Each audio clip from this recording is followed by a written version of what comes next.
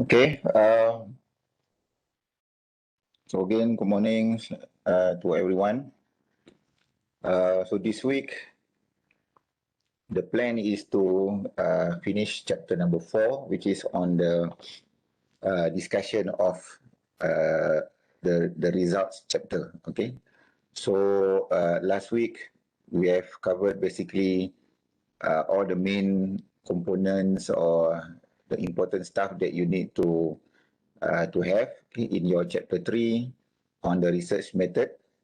Okay, the hypothesis testing requirement, what are the tests or the methods that you will use in order to answer your research questions and your research objectives. Okay, so that was the intent or the main purpose of the discussion for chapter number 3. Okay, so the last two chapters, basically chapter 4 and chapter 5, especially chapter number 4, okay, the discussion of the results. Okay, basically it serves the main purpose of in answering the research questions. So whatever that you set out in chapter 1, okay, the problems that you highlighted in the problem statement, okay, and all the 3 research questions that you list down, okay, in your chapter 1. So the chapter 4 will serve as the main part, okay, to answer these research questions. So whatever method that you already highlighted or that you mentioned in chapter number 3, this will be applied, okay, or discussed in the chapter number 4. Okay, so I think there are many chapters, there are many theses in the Google Drive that you can refer to, okay, when it comes to discussion in chapter number 4, okay, whether you are relying on primary data or secondary data. Okay, for example, if you rely on secondary data using regression, for example, okay, if you look at thesis number 66, okay, so topic like this is definitely going to be is rely on secondary data, okay, using regression technique, okay, data downloaded from secondary sources, World Bank, okay, or any official website, okay, for you to. So you can see from this outline here, what are the dependent variables, independent variables, okay, and then what are the method used, for example, OLS, panel data, ONLS, and the subsequent tests, okay, that I'm sure many of you have learned already. Okay, when it comes to regression analysis, these are the requirements, okay, for you to actually highlight, okay, before you can actually interpret the regression results, okay. So in chapter 3, if you rely on secondary data, so you're going to achieve or you're going to answer your research questions by means of regression. So you are going to mention what are the tests required, and then chapter 4 is basically discussing the regression output, okay, and then performing all the diagnostic tests or the common tests, okay, whether is in order to make sure that the results that you interpret or you obtain from the regression is free from issues or problems that are normally associated with regression analysis. Okay, but because I think the objective of our subject, okay, research method, is to allow or is to expose the student, okay, you all, for regression, primary data analysis. Okay, of course, you will see that many of the theses, okay, or even journals also apply regression analysis, okay, even though they are using primary data. So you will see many of the theses or journals, okay, journal articles rely on regression. And the construct of the Likert scale section, for example, they will define what is the dependent variable and what are the independent variables for you to run the regression. Okay, y as a function of x1, x2, x3, and so forth.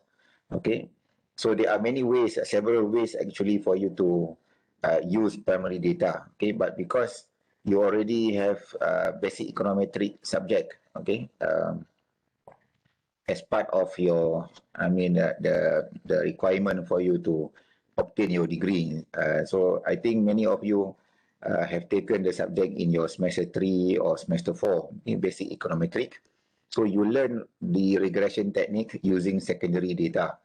So I'm sure you apply or you learn this issue of hetero autocorrelation, multi-collinearity test, and other issues or problems, okay, commonly associated with OLS. Okay, because whenever you rely on regression, okay, using secondary data, these are the common tests that you need to show, okay, in your thesis, okay, whether it's in your chapter 4, and also to introduce what are the tests that you will use in your chapter 3. Okay, so that will be the common findings or common structure that you will find in thesis that rely on secondary data. Okay, but because we want to focus or highlight other tests that we can use or other methods, okay, especially if you rely on primary data, okay, and especially we try to apply what you learn in basic statistics, okay, using hypothesis testing, and also all the basic tests that you learn, t-test, ANOVA, okay, even the simple correlation test, okay, especially the one sample, two sample, or more than three sample hypothesis testing, okay, and the f-test, the ANOVA test, and also the t-test. So that's why maybe other lecturers from other groups, they have different style of teaching, okay, but for me, we have discussion among the lecturers, okay, so of course the focus of all the students for all groups, okay, will be relying on primary data, okay, as part of the thesis project, or your research project this semester.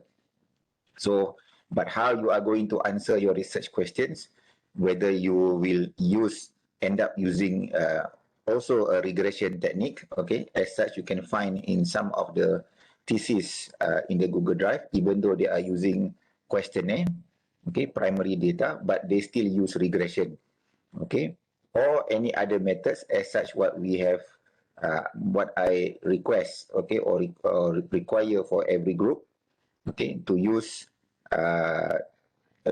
the t-test and also the ANOVA test to answer your research question number 2 and also research question number 3. So that is the requirement for my classes, okay, group A and group B.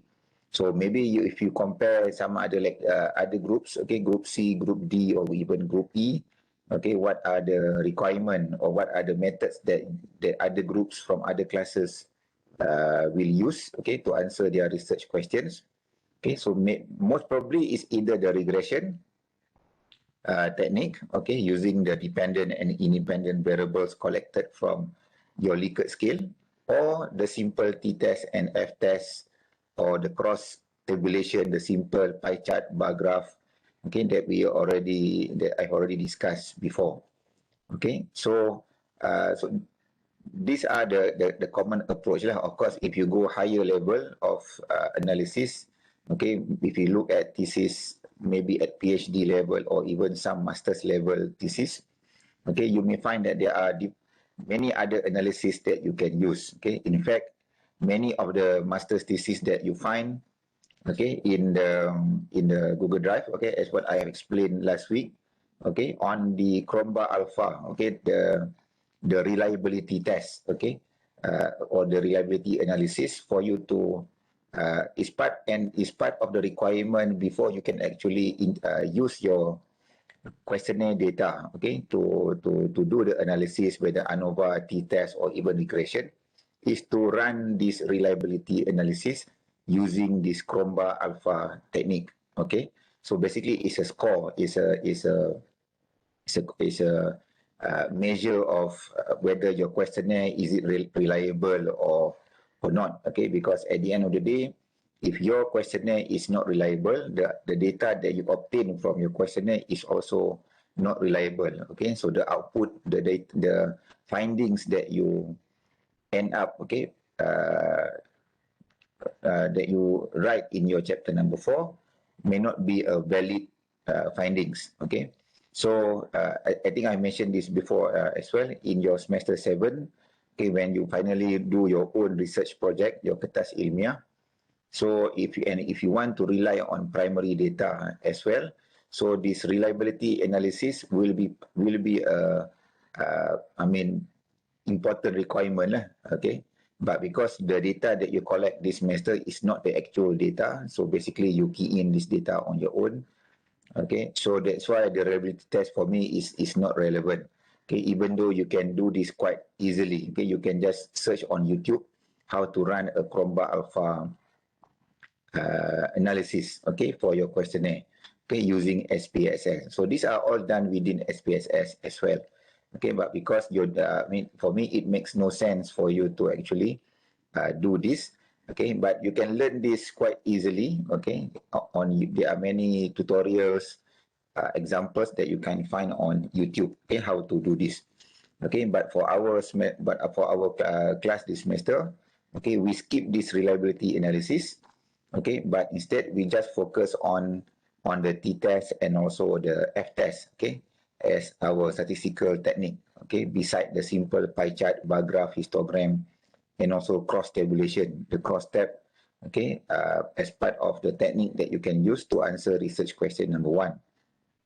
Okay, so what is chapter number 4? Okay, if you go through of course, if you refer to a journal article or any journal articles, okay, there will not be chapter 1, chapter 2, chapter 3, chapter 4, okay, because journal article usually, it's very short, okay. But of course, if you look at journal article, usually they will have similar section, meaning that they will have the introduction section in the journal, maybe followed by a short literature review, okay, but they don't call it chapter 2 lah, maybe they just put 2.0 literature review, okay. And then they will also have the research method section and also the findings, okay, the finding section, which in a way is similar to chapter number 4, and then conclude the paper or the journal article with discussion and conclusion. So basically, most journal articles will follow the similar 5-chapter format, okay, even though the length or the jumlah muka surat, okay, the number of pages, okay, of a common journal article will be around 20 pages, 30 pages long, or even less than that. So because of the length, the typical requirement of a journal article is quite short, so you don't see the structure of a journal article follow a thesis format. So in a thesis format, you can see all the subsections, all the important, this breakdown in the discussion by chapter, okay, more detail. But at the end of the day, whether it's a journal article or a thesis, okay, you will have similar chapters or similar sections, okay. And the main one will be beside the discussion of your problem statement and what are the issues that you want to investigate, okay, will be the findings, okay, because at the end of the day, the contribution, okay, the sumbangan ataupun the main thing why people write academic article, journal article, or thesis is to find what is the new thing, okay, or what is the contribution of your research, okay, in terms of academic literature. So what you plan to do in chapter 1, why do you want to do this research in the first place, what are the issues that you want to investigate.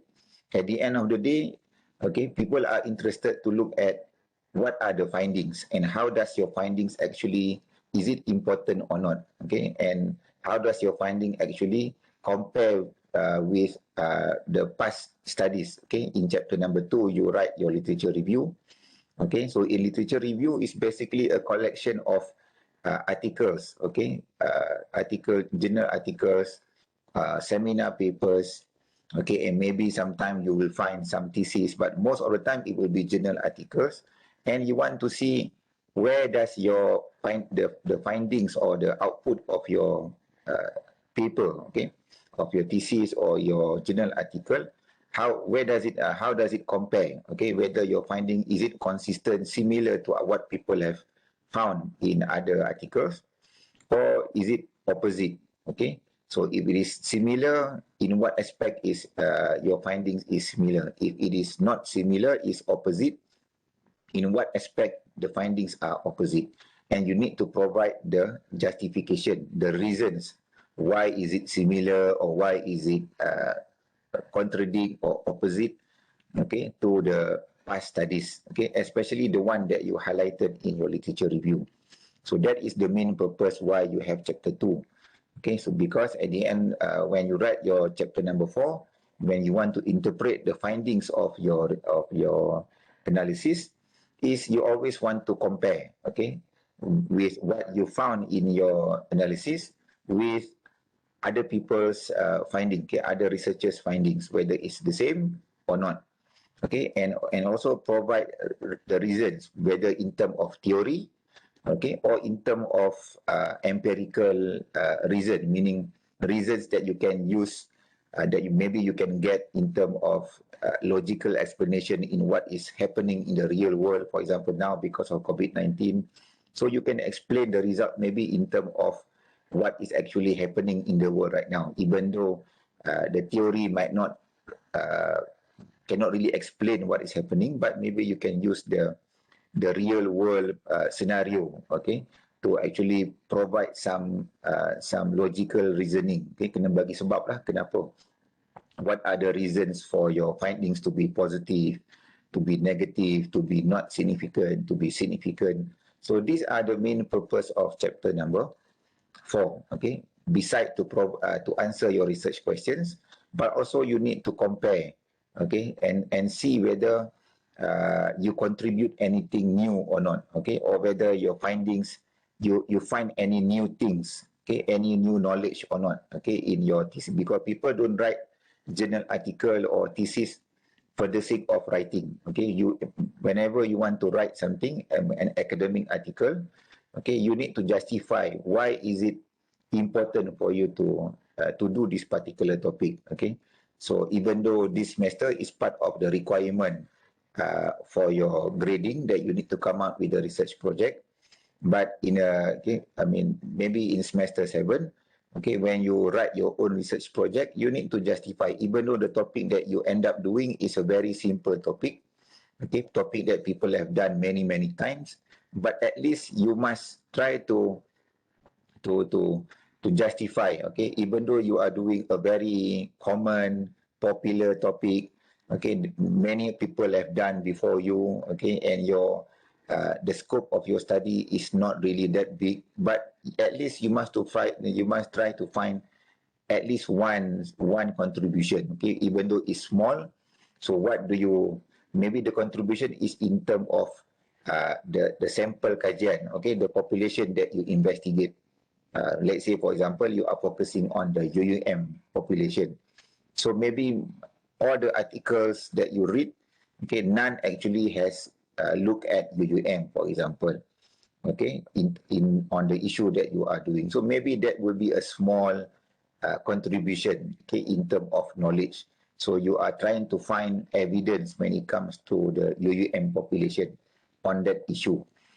Okay, so that is basically what chapter 4 is about, okay, trying to answer your research questions, okay, using the technique that you mentioned, that you state in chapter number 3, okay. So, and you need to follow the sequence of the steps, okay, because academic writing is a science, okay. Science meaning that you need to follow step 1, what do you need to do? Step 2, what do you need to do? And until you arrive at the main findings, okay? Because whatever technique that you end up using, okay, you must follow a sequence of procedures, okay? That's why you need to mention in chapter number 3, how do you collect the data? What is the technique that you use to collect the data? For example, simple random sampling. How do you decide the sample size based on the Cauchy-Morgan table?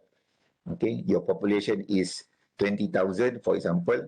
From that 20,000, what will be the minimum sample size? So everything must be defined, so that in your chapter 3, you already mentioned, okay, how do you determine the optimum sample size? How do you collect your sample? Okay, how do you test the reliability of your sample using this Chromebook Alpha just now? Okay, which you don't use this for this project, but take note lah. Okay, so if you end up using primary data analysis in your fourth year in semester 7, or maybe one day maybe you want to do a master's degree, okay, and you want to use primary data using questionnaire. So reliability analysis is part and parcel lah. Is a main component. Okay, when you want to use questionnaire data collected from questionnaire. Okay, and then all the techniques or the methods that you will use. Okay, to answer your research questions. Okay, and you need to explain the step lah. What are the common steps? Okay, what are the requirement for the technique, for the method? Okay, so that is already that you need to explain in chapter number 3. So basically in chapter number 4, just use whatever that you have mentioned in chapter number 3 in terms of the methods. But chapter 4 just basically provide all the output lah. Okay, output, okay, in table form, in figures, rajah, jadual, figures, tables, okay, nice table, nice figures, okay, consistent with what if you go through many journal articles, then you will find that most journal articles we have a similar format when it comes to presenting their analysis. Okay, the table, the format of the table will be very simple but easy to follow. Okay, so that is one of the things that you need to pay attention when it comes to looking at chapter number 4. So there are many theses that you can refer to, okay, when it comes to looking at how you should actually organize your chapter number 4 when it comes to primary data analysis as what you are doing this semester lah. Okay, so I think one of the easiest one that you can follow will be thesis number 28, which is on the intention to purchase the halal product. Okay, of course there are many other theses that you can find, okay, using primary data, okay, or even secondary data. The structure will be more or less the same, but because we rely on primary data analysis, so I think it makes more sense, okay, for you to refer to thesis that use primary data for questionnaire. Okay, so if you compare all of the table of contents, okay, from this thesis, you will find that many of them are more or less similar lah in terms of how they actually. But okay, thesis number 66 is basically using secondary data, okay, because it's on FDI, foreign direct investment. So you can see what is the main difference between secondary data analysis versus a primary data analysis. Okay, so you can see, for example, if you rely on or if you refer to a journal or thesis based on secondary data, okay, using regression. Okay, so you will see that the findings is very much straightforward. You will have one section on this, what we call descriptive analysis. So descriptive analysis is comparable to what we call this demographic background. Okay, if you rely on primary data, you will have this demographic background, meaning whether your respondent are male or female, how many percent of male, female, and whatnot. So in your research question number 1, this is what I want you to do, meaning the demographic analysis will serve to answer your research question number 1. Even though many of the theses that you will read, that you can find in the Google Drive, they don't use this as to answer RQ1, okay, research question 1. Okay, but just to make everyone life very simple, so I end up using this demographic analysis as part of your RQ1, your research question number 1. How to answer your research question 1, even though, okay, basically, okay, if you go and read the many of the thesis, okay, descriptive analysis on the demographic everything is not part of the research question. Okay, so For example, if you go through this thesis using looking at FDI determinants, okay, descriptive analysis, page 33. Okay, so when it comes to secondary data, okay, so descriptive analysis is basically you just highlight the what are the mean value, the minimum value, the maximum value, the standard deviation. So this is what descriptive analysis when it comes to secondary data. So you outline all the variables that you have in your regression, okay, whether your dependent variable, okay. So I think FDI will be the dependent variable, okay, and then this will be the Y, okay, and the rest, this will be the X variable, okay. So this can be done easily whether using Excel or any other computer software, package such as eViews, Stata, okay, or even SPSS lah. You can generate this quite easily, okay. So just to give an idea, what is the mean value, what is the standard deviation of the variables that you use in the regression. Okay, so just to see what is the mean value, okay, for inflation, what is the mean of the inflation rate during the period of your analysis. Let's say you study from 1980 until 2020. So you want to know what is the mean value of the inflation rate, okay, during that 40 years period. So it's around 5%, okay, 4.5%. So, and the rest lah, okay, what will be the FDI percentage value of GDP, okay, and the rest lah. Okay, so this is how you do, or how do you provide descriptive analysis when it comes to secondary data. But of course, the focus of our study, okay, or your project this semester will be on the demographic background. So you can look at thesis number 28, okay, or any other thesis for that matter, how students or researchers, okay, lecturers, researchers, okay, provide the analysis for the demographic data, okay, of your respondents. Because this is just to give so what you see here when it comes to regression, okay, you have 5 variables, so you provide a simple descriptive analysis. Okay, but when it comes to primary data, okay, you rely on questionnaire, so you want to know these characteristics so that you can understand your respondents better. How many female, how many male, okay, if you divide according to income level, for example, how many % of your respondent belong to the B40, M40, T20 groups, okay, or if you analyze your data based on states, negeri, for example, how many % of your respondent belong to Kedah, or come from Kedah, come from Perak, come from Penang, and so forth. So you get more idea, okay, whether, and then this will help you to explain the analysis that you do in your chapter number 4 later, because the demographic background will help you to actually relate, okay, or explain whether your findings to become positive or negative, significant or not significant. Maybe the findings will be, okay, related to your demographic characteristics. For example, based on the literature, if the sample, most of your sample are female, for example, then the result tend to be positive. For example, okay, if most of your respondent are male respondent, then the result tend to be negative, okay, for instance. So that is what based on theory or based on literature review. Okay, many other authors, okay, the journals that you read, that you mentioned in chapter number 2, so they relate the findings with the respondent's gender. Okay, so maybe so that will be one of the things that you can use, okay, when it comes to demographic background analysis.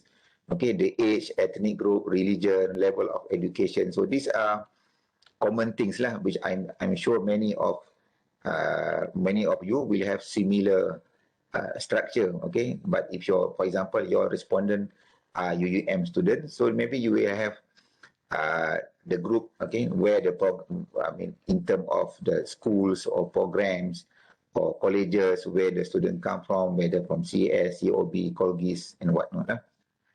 Okay, so this will be the first part. Okay, just like you see in a descriptive analysis. Okay, so this will be the main or the first part before you go further into the analysis. Okay, and after you have described the demographic or the descriptive analysis, so basically this is similar to what we call as descriptive analysis. Okay, so you will, if you look at thesis number 20, so even though this thesis rely on primary data, okay, so if you go to page number 40, which the student put this as the descriptive analysis.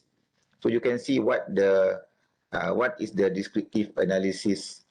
Mana dia? Page 40, right? Okay, page 40. Okay, yeah. So this will be, yeah. So 4.3 descriptive analysis. So basically, this is very similar to here demographic background. So it depends how you want to define your chapter number for the subsection. Okay. So this thesis and other thesis, sometimes they just put descriptive analysis, and inside the descriptive analysis is basically these components here. These are the demographic background analysis. Okay, you describe your respondent based on age, gender, race, education level, the cost structure. Okay, so this will be the demographic information of respondent, which is similar to what you see here. Okay, so in one simple table, you can get all the data. Okay, whether in terms of frequency, the number of respondents, and in terms of the percentages. Okay. Of your respondent. Okay, how many percent of respondents are male versus female, for example. So I think it's not surprising that if your samples come from UUM students, you will see that most of the respondents will be female. Okay, because I think more than 70% of UUM students, or okay, maybe more 60% and above are female students. So whenever you collect your respondents simple random sampling, okay, so you will end up getting most of the respondent to be female, which correspond to the population of the UUM student. Okay, so these are the demographic characteristics, okay, of your respondent, which in your project will be is to answer your RQ1 research question number 1. Okay, so yeah, so this is the first part. Okay, and then you have this goodness of measurement, which okay, other thesis or journals call it reliability analysis. Okay, using this Cronbach alpha. So this is the only part which is missing or not required in your thesis. Okay, but you can again, as what I mentioned just now, you can watch YouTube video. Okay, how to apply or how to obtain extract this reliability analysis in your own project. I mean, if you want to include, okay, you can include in your thesis, in your project research as well. Okay, even though I don't really require it. Okay, but if you want to provide, because it's just a one-page discussion. Okay, just to show that your the components in your questionnaire, okay, fulfill the minimum requirement of a good or a reliable questionnaire. Okay, if you want to do it, okay, you can do this.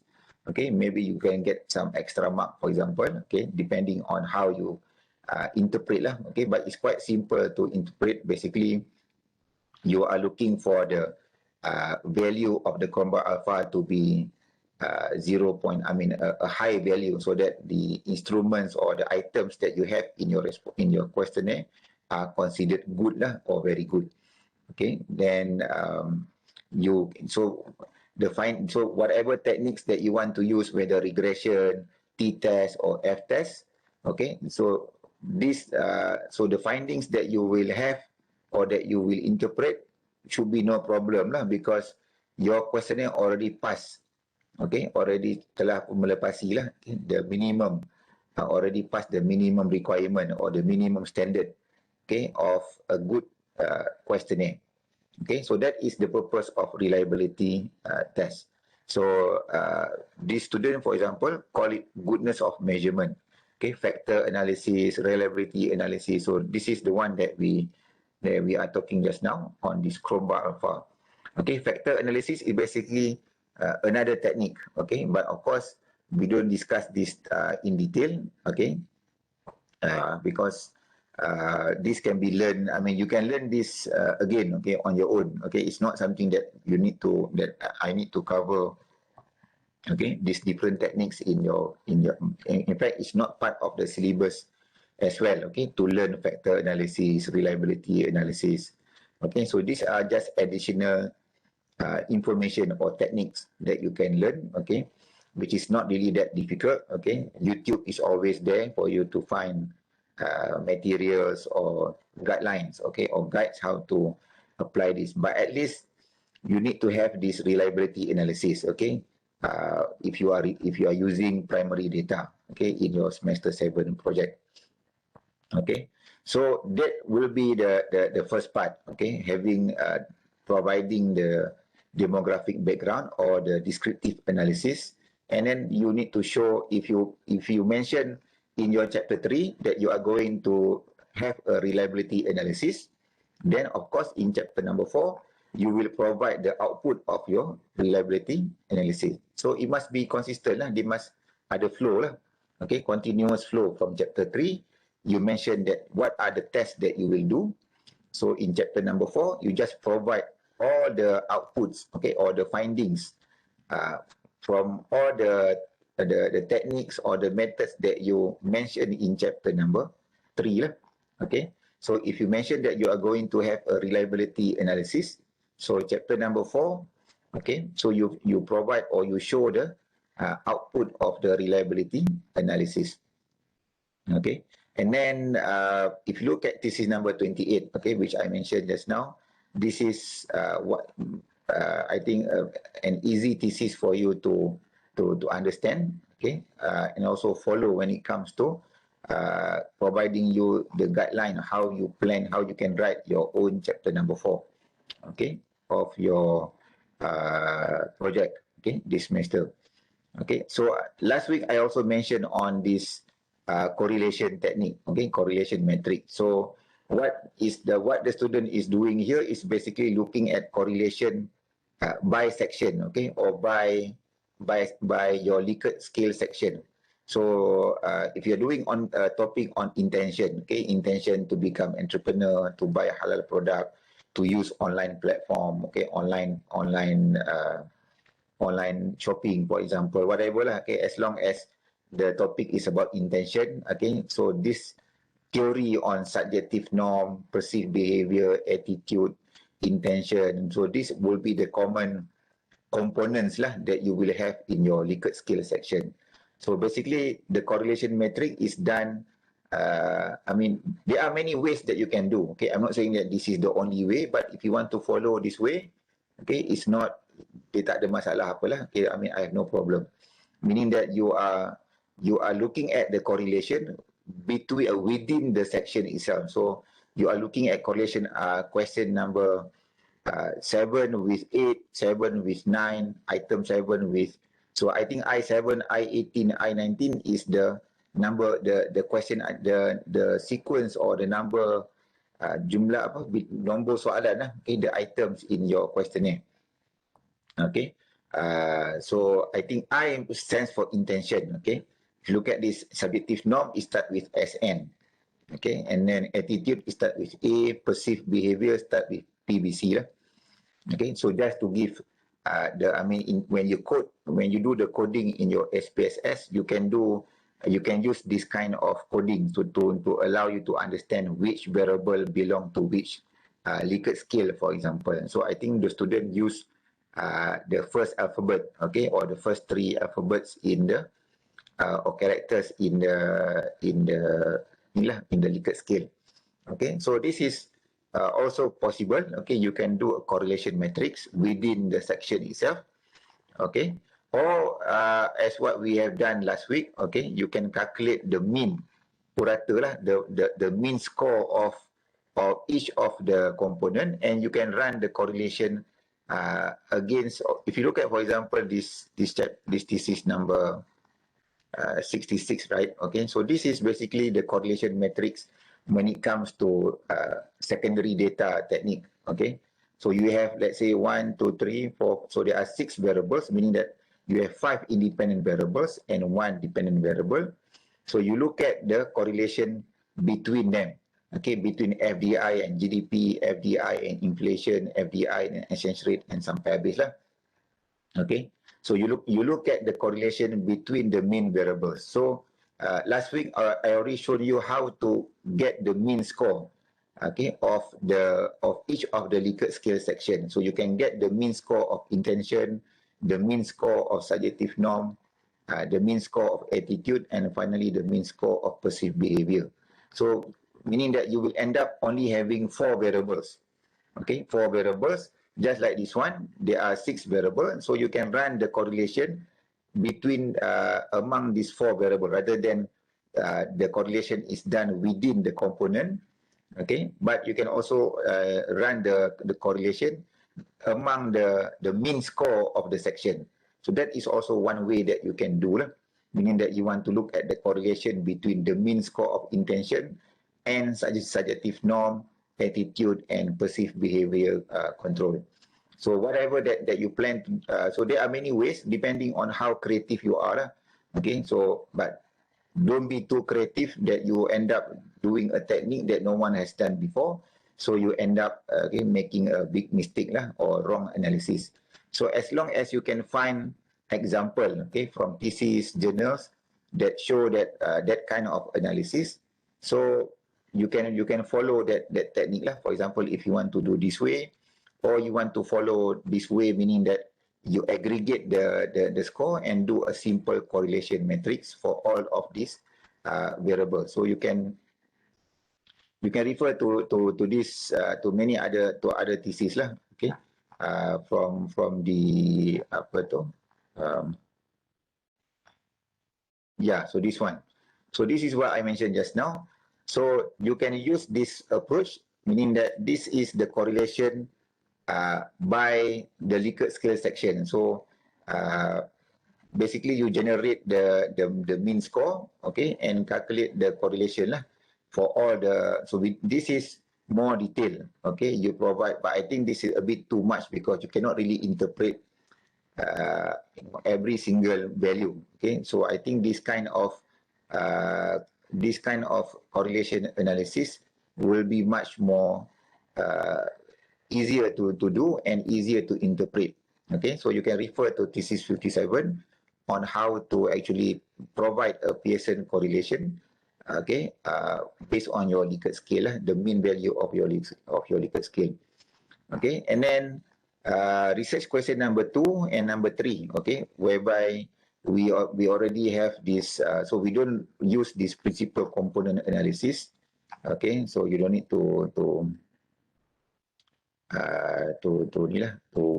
focus on that.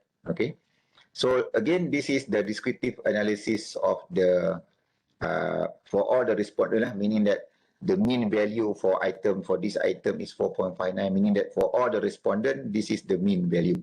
So you can get this from the SPSS table, meaning that once you calculate the mean, okay, you can open your data view in SPSS and look and get this value from your SPSS once you have calculated what is the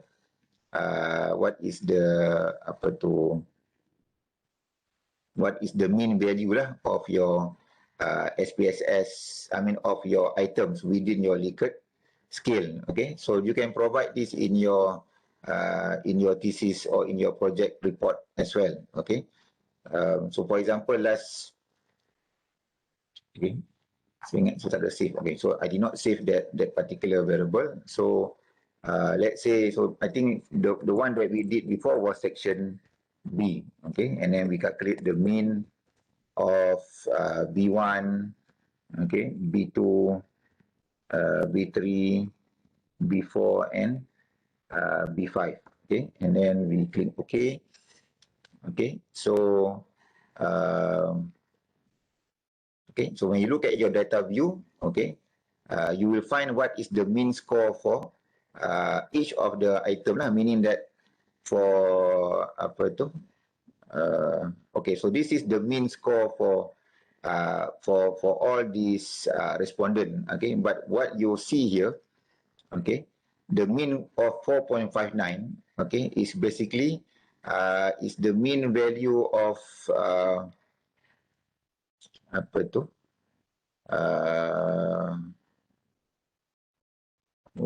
Okay. Sekejap. I think you can get it.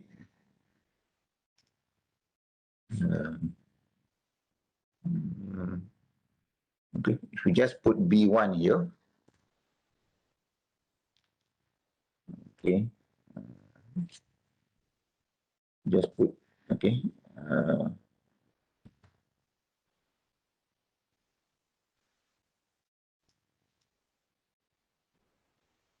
Okay, so what I did just now is basically just calculate the mean of the item for B1, okay, because B1, okay, so what I got here is,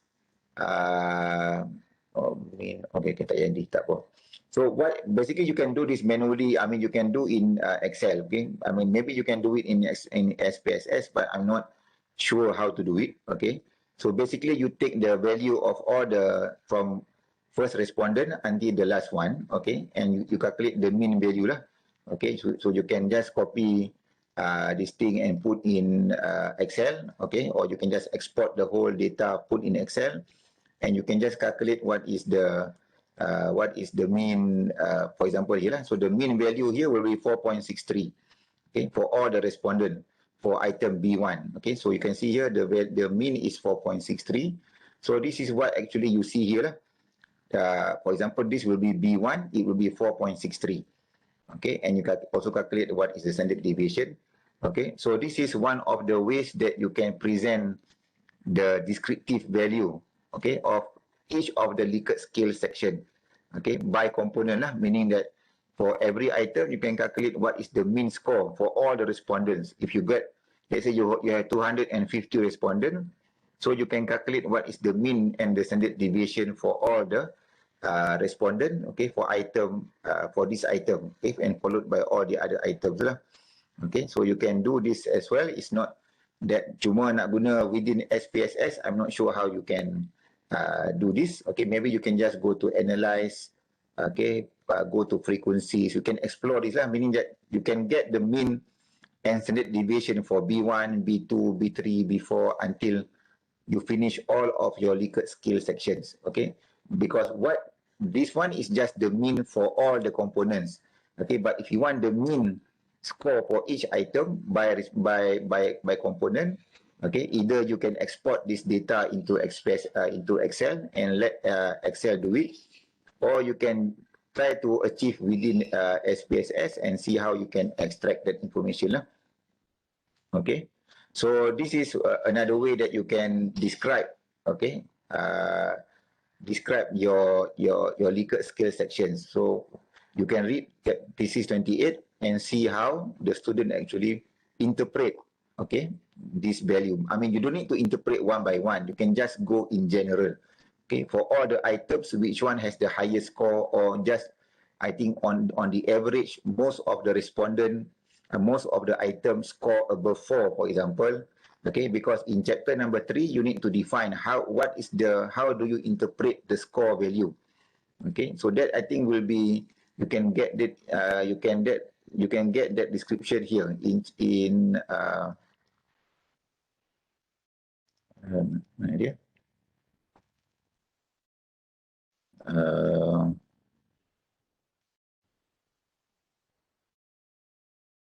if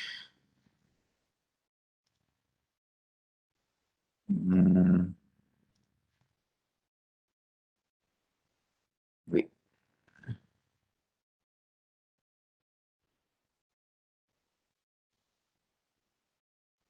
yeah, this, this one correlation value.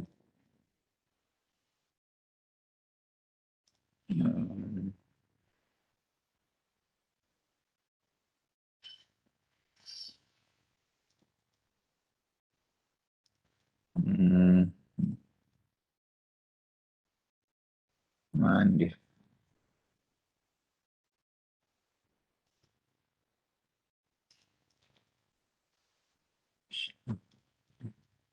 Ada kucing pula ni.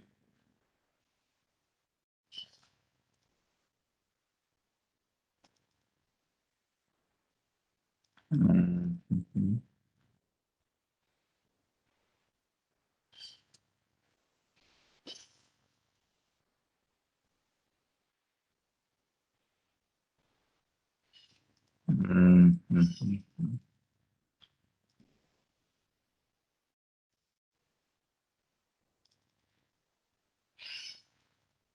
Never mind. Okay, I will try to find that particular table. Okay, because if you look at this part here, okay, so once, okay, beside the correlation, okay, and then you look at this, okay, we don't have this reliability analysis in your project. Okay, if you want to include, you can do, okay, based on the Chromebook Alpha. Okay, and then here is just the mean and standard deviation, okay, for all the items. So I think this is nothing ni lah, tak ada apa yang difficult. Okay, so you can just read how the student actually interpret each of the section based on the mean score. Okay, so I think this is very easy to do for each of the Likert scale section, okay, that you have. Okay, if you got 3 Likert scale sections, meaning you are going to interpret, you can have the similar table lah by item. Okay, but mana itu tadi?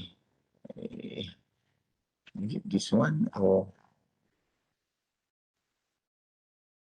Uh,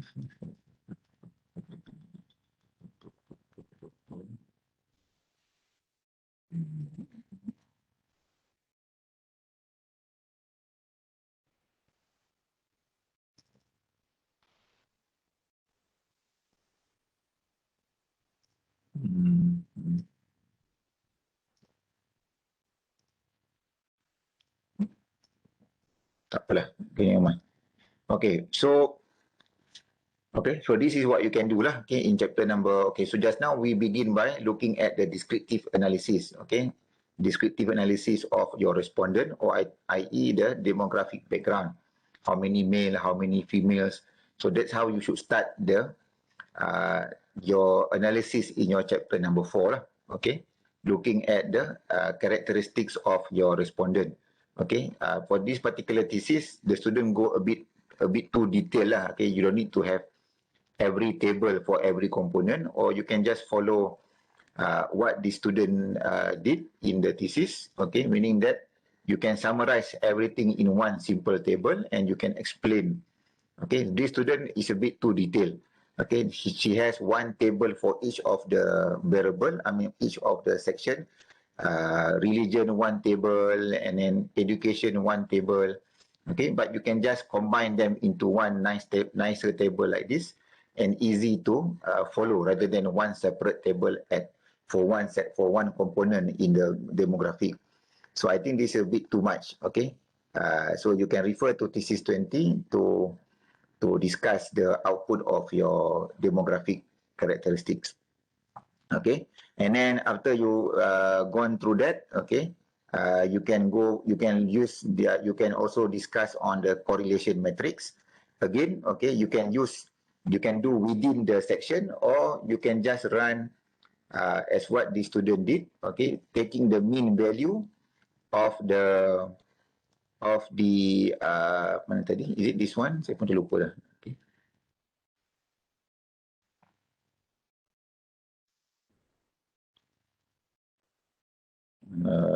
So this one. This is number 57. Okay, so basically you can take the mean score of all the Likert scale section and run the correlation based on that. Okay, so either you follow this style. For me, this is a bit too detailed.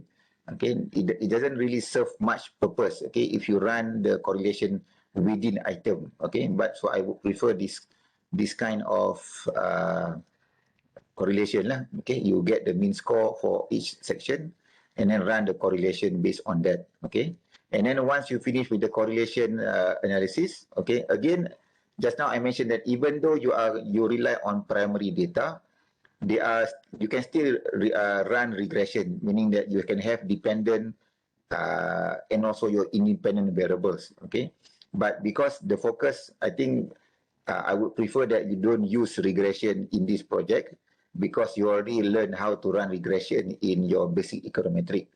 So let that so let's try a different approach, meaning that focus on what you learn in your basic statistics, the t-test, the f-test, ANOVA test. So I think thesis number 28 is a good example that you can refer to. Okay, you can refer to this. You can see that it's similar to what I've discussed last week. Okay, independent t-test. So H1 is basically there is a difference of intention to purchase between genders. So this is how the student describe. Okay, so the student run in terms of the t-test. Okay, so I think what I discussed last week. Okay, you can look at different based on gender. Okay, on whatever factor lah. Okay, factor that affect cost of living, factors that affect intention to become entrepreneur. If there are 3 factors under there, okay, so you can run 3 separate t-tests. Okay, so I already discussed that in detail. I'm not going to repeat that today. Okay, so this is how you can do the t-test, and then finally the student also rely on one-way ANOVA, as what I've discussed last week as well. Okay, how you can perform the f-test, okay, in SPSS. So this is how you can actually interpret them. Okay, so the student provide this post hoc test. Okay, this option is available in the ANOVA. So post hoc, okay, for example here, I think the student rely on this Ben-Ferroni. Okay, so Ben-Ferroni is, I think this one. Okay, I think last week I showed you LSD. So these are different options. Depending on the on what is your choice. Okay, so I'm not really sure each of this particular, because this is, I think, a bit you can get more the reasons why you choose, for example, LSD or Ben-Ferroni. Okay, you can read this thesis, but the student use Ben-Ferroni. Okay, some papers that I read, they refer to or they apply the LSD. Okay, under the post hoc. Okay, so you can refer to this thesis, how to interpret the one-way ANOVA and also the post hoc analysis, whether the value, whether you want to include this as well within in your result or not. Okay, so and go through other theses as well to find example. Okay, how you can combine few different theses, different journals approach, how to present your chapter 4. But basically, I think chapter thesis 28 shows you how to use correlation. How to use ANOVA, the t-test. Okay, to answer your research questions. Okay, and then what is the table or the shape of the table that you can use. Okay, so this is again not taken directly from SPSS, as what I've mentioned. Don't copy and paste exactly from SPSS, but extract the information and put in a simple table like this. Okay, so you can see that most of the theses or journals follow the simple table style. So I will expect something very similar. Okay, and also the subscript, the note under the table, okay, to provide some description or to guide to interpret what the value means. For example, if you use any symbol. Okay, so again, go for the common structure, the common style of presenting. For example, this student, I don't really like this kind of table. Okay, this thesis number 20 is on the right track in terms of the table format. Okay, so the same with thesis 28. Okay, thesis, the same goes with mana dia lagi. Okay, thesis 27 also quite similar. Okay, so go through as many theses as possible to this to look at the format, what are the tests that you can to include. Okay, beside what I need you to have. Okay, beside the demographic analysis, the cross tabulation, and then the correlation test. Okay, the t-test and also the f-test. If you want to include the Cronbach alpha analysis, So you need to mention that in chapter 3 and also in your chapter 4, the findings of your Chromebook Alpha as part of the reliability analysis. Okay, so any other additional techniques that you want to include, okay, you can use that, okay, as long as you know what you are doing lah. Okay, you know how to interpret, okay, the techniques that you choose, okay, but the compulsory one, the minimum requirement is the t-test, f-test, okay, and also the correlation analysis, okay. So these are the things that I will look for, okay, in your chapter 4 analysis, okay, and how to interpret them and how to relate, how to justify, okay, how to justify the findings of your, you can see here, for example, this finding is consistent with previous by blah, blah, blah, okay. So these are what I mentioned, you need to relate the findings based on past study, okay, whether your findings, is it consistent with, so basically all of these findings must be mentioned in your literature review. Okay, whatever findings, whatever paper that you want to justify, okay, my results is similar to this finding is consistent with blah, blah, blah. So this paper must appear first in your literature review. You cannot mention something that in your chapter 4 without mentioning them in chapter number 2, because then it become macam pelik lah, okay, strange. Okay, how do you know that your findings is consistent with Tarkianan, Sunquist, okay, Chang, Lin Chen, and whatnot, when you don't even mention or provide literature review in chapter 2. Okay, so make sure that whatever paper that you want to refer to, okay, this has been discussed, okay, in your or included in your literature review analysis as well. Okay, so at least you need to mention like this is consistent, okay, blah, blah, blah. Okay, and you can find other papers, I mean, other thesis or journal as well. How do you need to interpret the reasons, okay, the meaning of the findings, okay, and whether your finding is it consistent with the past study. So I think thesis 28, okay, is a good example again lah, okay, how to justify, okay, whether your finding is consistent, is supported by past study as well. Okay, so I think that's it for today. Okay, continue on your